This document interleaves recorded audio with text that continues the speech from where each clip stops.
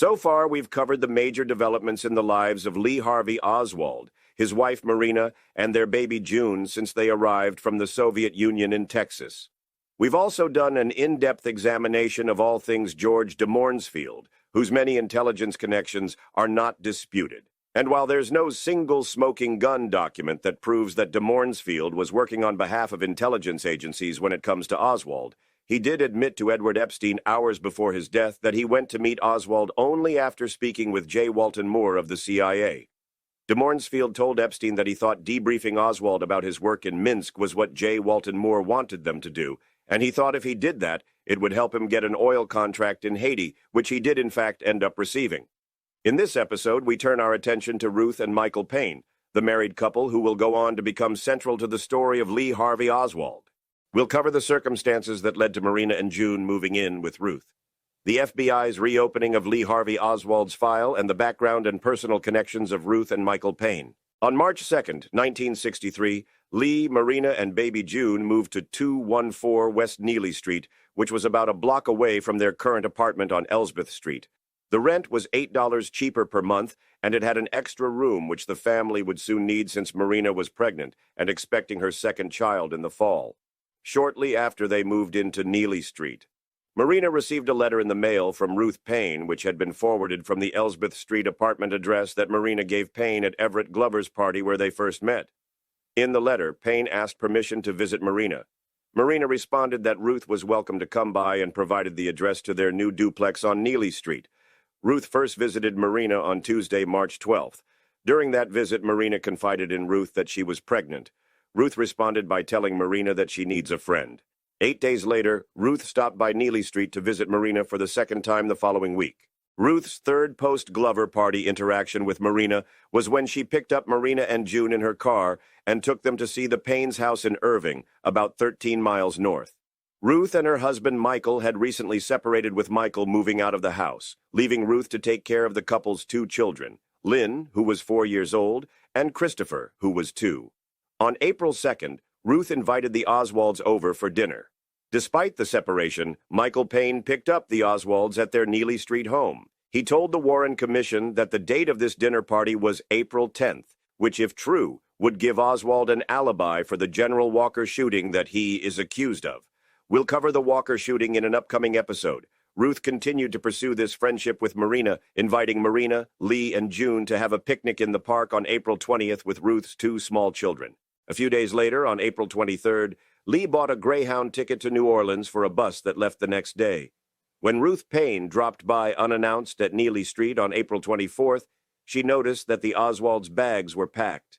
The plan was for Lee, Marina, and June to all move to New Orleans together while Lee looks for work. Since Ruth was already there and had a car, Lee asked her if she could give the family a ride to the bus station, and she did. At that point, Ruth invited Marina and June to stay at her house while Lee was in New Orleans looking for work. Marina accepted her offer. Lee then got a refund on Marina's bus ticket, and Ruth Payne took Marina and June back to her house in Irving to live with her. Here's how Ruth Payne described her relationship with the Oswalds in a television news interview from 2 days after the assassination. I met them through friends at a party last winter, and then saw more of Marina later. I was interested in talking with her because I was trying to learn the language. Then later, they had financial difficulties when he lost his work, and eventually led to my inviting her to live with me in Dallas while she was waiting for her baby that was born in October, and to stay on a couple of months with me, just as one woman with another can help when babies are small. And then I think they expected to get an apartment together when they could afford it, say after Christmas sometime. So, after Ruth Payne met Marina and Lee at Everett Glover's party, she had only 5 interactions with Marina. Still, she invited Marina, who Ruth knew was pregnant, and her baby June to come live with Ruth and her 2 small children. Much like George de Mornsfield, one can question Ruth Payne's motives because it seems implausible that she would invite a pregnant, unemployed stranger to live in her small home, where she already had 2 kids living with her, unless she was just a really nice person who was looking out to help others in need. That's possible, but just like the Des Moines field, I wasn't able to find any other documented instances of Ruth or Michael Payne ever having similar charity cases with any other people. We previously discussed how retiring FBI agent John Fain closed the FBI's file on Lee Harvey Oswald on August 30th, 1962. From that date until March 14th, there was no file open on Lee, but Marina remained on a pending inactive file, which meant that the Bureau took no action on Marina for 6 months. The reason the FBI was interested in Marina in the first place is because she came to the U.S. from the Soviet Union. In March, the end of the 6-month inactive period was up. This meant that it was time for Agent Hosty to interview Marina. When Hosty went to do the interview, he learned that the couple had recently moved from Elsbeth and they were having marital problems. For this reason, Hosty decided to wait a while before he spoke to Marina, but Hosty did go ahead and do a routine check on Lee's file, which somehow continued to accumulate information even though it had been closed. When Hosty checked the file, he found that Lee had made contact with the Daily Worker magazine in New York, according to the FBI's New York office. Hosty told the Warren Commission that he decided to go ahead and reopen Lee's file because of this magazine subscription. So the FBI reopened Lee Harvey Oswald's file for the thought crime of subscribing to a particular magazine. This is important because with the file reopened, the FBI would continually monitor and be aware of Oswald's activities from mid-March 1963 up through the day of the assassination, November 22nd. There are dozens of FBI reports on Oswald during this window of time, which shows that the FBI was serious about keeping up with Oswald. The implication of this revelation that Oswald was actively being watched in the lead-up to November 22nd means that either the FBI was grossly negligent in failing to stop Oswald from killing President Kennedy, or the FBI could have been monitoring Oswald as a potential informant. In April of 1963, about a month after Lee's FBI file had been reopened, Oswald wrote an undated letter to the Fair Play for Cuba Committee headquarters in New York. His letter requested that they send him more pamphlets to his P.O. Box 2915 because he had already handed out all the ones that they gave him. Fair Play for Cuba, or FPCC, was a pro-Castro organization that advocated for American non-intervention in Cuba. Basically, it was a pro-Cuban anti-war group. The only way that we know about Oswald sending this letter to the FPCC is because FBI informant T2, who we later learned was Postal Inspector Harry Holmes, was reading Oswald's outgoing mail. Holmes is the one who told Agent Hosty about Oswald's FPCC letter. The way that Holmes was monitoring Oswald's mail raises the question of how could Harry Holmes not know about Oswald receiving a rifle in the mail just a few weeks earlier if he's monitoring all of Oswald's outgoing mail? One of the hardest parts of analyzing the JFK assassination is being able to sort through real connections that may be relevant to the case versus interesting coincidences that aren't really a big deal when it comes to Ruth and Michael Payne. There are many of these ties and connections that could just be incidental, or when you put them all together, they could also be seen as not just random, but part of a larger plot. The question for us is whether these connections can shed light on the motives of Ruth and Michael Payne. According to a declassified CIA memo, Ruth's father, William Avery Hyde, was under consideration for covert use by the CIA in Vietnam in 1957. But Hyde wasn't actually used by the agency. He had previously worked for the Office of Strategic Services during World War II, which was the predecessor to the CIA. That same year, Hyde wrote a letter to an affiliate of the International Cooperation Administration asking for an assignment that would allow him to use his time, quote, more adventurously, Payne added. Quote, and if your international contacts tell you of any opportunities abroad that could use a man who has been long immersed in insurance and consumer cooperation, I would be interested in hearing of them. Previously, we discussed George de Mornsfield's work for the ICA. Technically, William Hyde's work was with the Cooperative League of the U.S., which was an affiliate of the ICA, while de Mornsfield worked directly for the ICA. But both of them were working for the ICA in 1957. The fact that de Mornsfield and Ruth Payne's dad were both involved with the ICA at the same time doesn't prove that they actually knew one another. But then we also have the House Select Committee on Assassinations testimony of Joseph Dreyer, who worked with de Mornsfield in Haiti. When Dreyer was shown names of potential associates of de Mornsfield by the HSCA and asked which ones he recalled de Mornsfield interacting with, Dreyer selected only William Avery Hyde and one other person from the list. So according to Joseph Dreyer, Ruth Paine's father did know George de Mornsfield.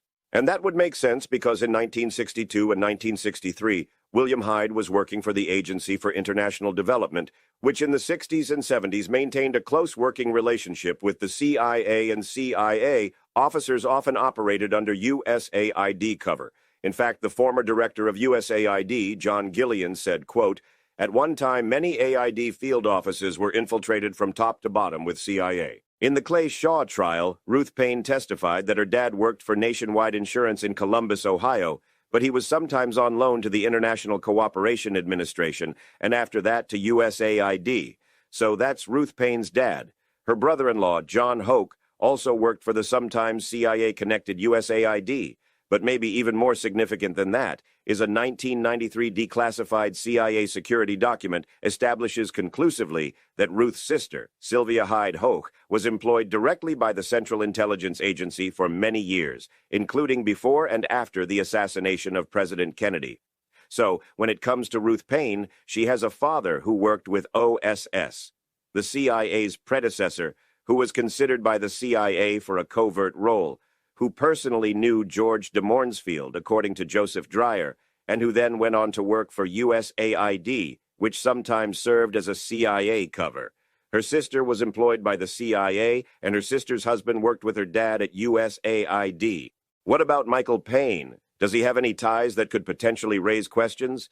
Maybe a few. Michael Paine is a descendant of Robert Treat Paine, one of the signers of the Declaration of Independence. His mother, Ruth Forbes, was from the Boston Brom and Forbes family. At the time he met Oswald, Michael Paine was working for Bell Helicopter in Fort Worth. Not only did Michael work there, he had a high-level security clearance, partially because his stepfather, Arthur Young, was the inventor of the Bell Helicopter. Now, Bell Helicopter would go on to become a huge enterprise after the Huey helicopter was heavily used by the American military during the Vietnam War. But perhaps more important than any of those links is Michael Paine's mom's best friend, Mary Bancroft, whose affiliations are sure to get your attention. Mary Bancroft was an officer in the OSS during World War II, just like Ruth Paine's dad. During that time, Bancroft began an affair with Allen Dulles, who was looking for spy recruits in Europe, according to Bancroft's obituary in the New York Times. During their second meeting, Allen Dulles said to her, quote, "It should work out very well. We can let the work cover the romance, and the romance cover the work." The remark might have seemed startling, considering that the subject of romance had not been mentioned, but Mr. Dulles was as perceptive as his recruit. The logic appealed to her, and so did he. The New York Times concludes Dulles and Bancroft continued to stay in touch after World War II. It's a close call as to who has more intelligence connections between Michael and Ruth Paine.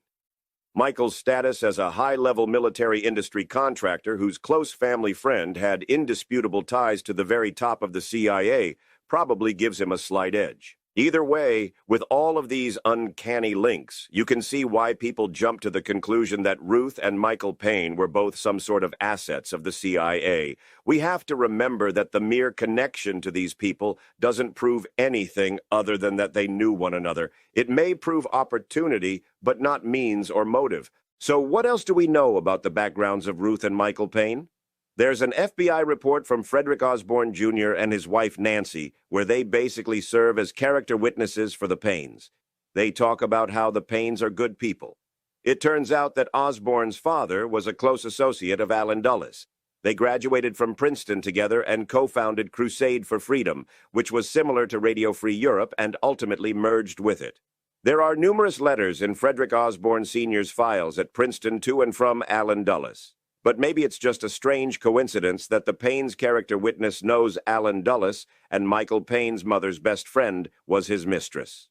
On October 23, 1964, about a month after the Warren Report was released, FBI Director J. Edgar Hoover wrote a letter to Warren Commission Counsel J. Lee Rankin, urging him to not release FBI memos and reports related to Michael or Ruth Paine or George or Jean de Mornsfield because, quote, "making the contents of those documents available to the public could cause serious repercussions to the Commission."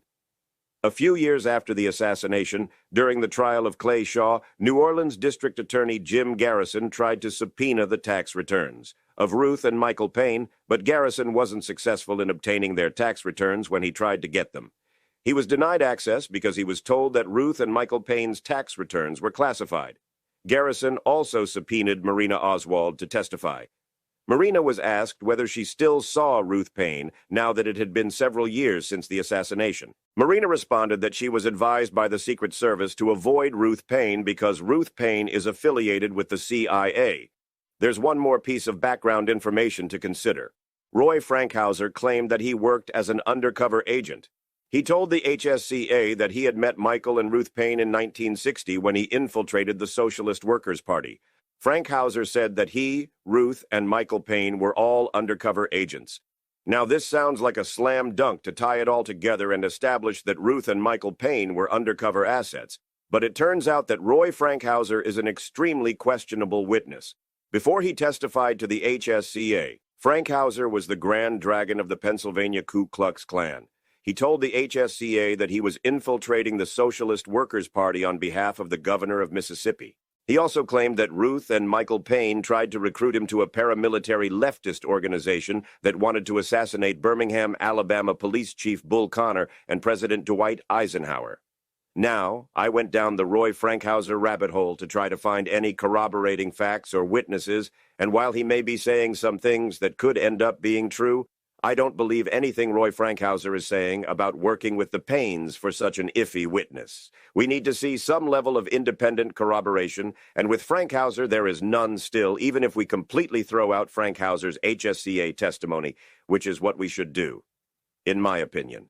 The associations of Ruth Payne with intelligence agencies through her dad, her sister, and her brother-in-law, combined with Michael Payne's high-security clearance at Bell Helicopter and his mom's best friend's connection to Allen Dulles, plus this memo from J. Edgar Hoover and the classified tax returns, means that we have to consider the possibility that the Paynes were not just your average suburban couple. I think that they are far from that. Normal, everyday suburban married couples just don't have all of these strange connections to the underbelly of the intelligence community. Are they deep state assets? Probably so. Were they part of a much larger orchestrated effort to assassinate President Kennedy? I believe the evidence we've seen says yes to that question. Michael Payne has passed away, but Ruth Payne is still alive and living in Northern California somewhere. The entirety of the roles they played in all of this will probably never be fully understood, but they certainly did play a role in all of it. So, this concludes our in-depth look into Ruth and Michael Payne and their relationship with both Lee Harvey Oswald and his wife, Marina Oswald. We will next be looking into Lee's time spent in New Orleans, and the Paynes play a part in that period as well, so they'll be popping up again as we go along. I would like to thank all of you for coming along with us on this trek into this topic thus far, and we would ask that you hit the like button if you like our content. This helps us out a great deal. And hit that subscribe button if you haven't already done so. All right then, we're heading out of here for now, and remember to stay happy and remain curious.